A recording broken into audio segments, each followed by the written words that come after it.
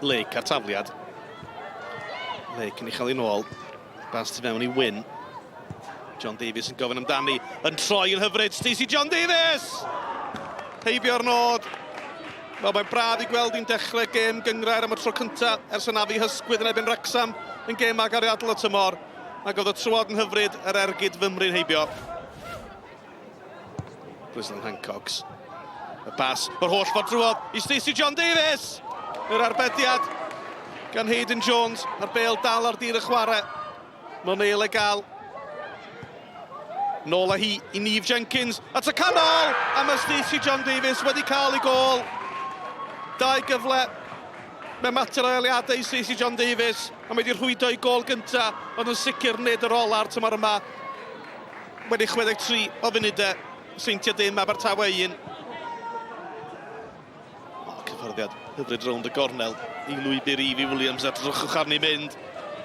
Lake yn methu dalu. Mae Williams ar draws. Rhediad gwych gan y cefnwr. Y cyfforddiad lleia i lwybr Hartley. Hartley'n siapau ar gydio! A mae yna gôl wefreiddiol wedi dod ar Seintiau'n gyfartal. Y tîm yn heidio gwmpas Ella Hartley ddathlu yn eich gallu deall pam. Gôl wych i'r gornel ucha ar Seintiau'n gyfartal gyda 6 munud yn weddill. Dyn nhw heb golli adres mis Mawrth a maen nhw eisiau cadw record na'n fyw. Y tafliad gan Stacey John Davies at Lake. Y Seintiau yn trio clirio. Dyn ni wedi chwarae 6 munud dros y 90. Pau yn ôl at y canol, sylwch ar y lle sy'n gan Pinder. Robin Pinder! Mae Abertawe wedi dwyn y triphwynt. O bosib cic ola'r gêm. Sut ar wyneb y ddaear gafodd ei gymaint o le yn y canol a hithau mor hwyl yn y gêm. Ond Pinder yn dangos i phrofiad a rhwydo. Mae'r Elich ar y blaen.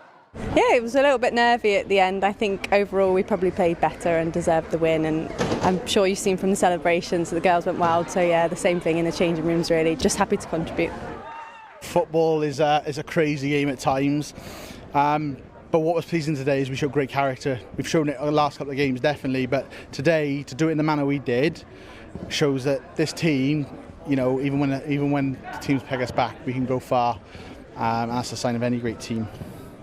Yeah, Gutted obviously worked really hard in the second half to get back into the game. We were nowhere near good enough in the first half and we deserved to be behind. And then, yeah, second half we were much better, so deservedly got back into it.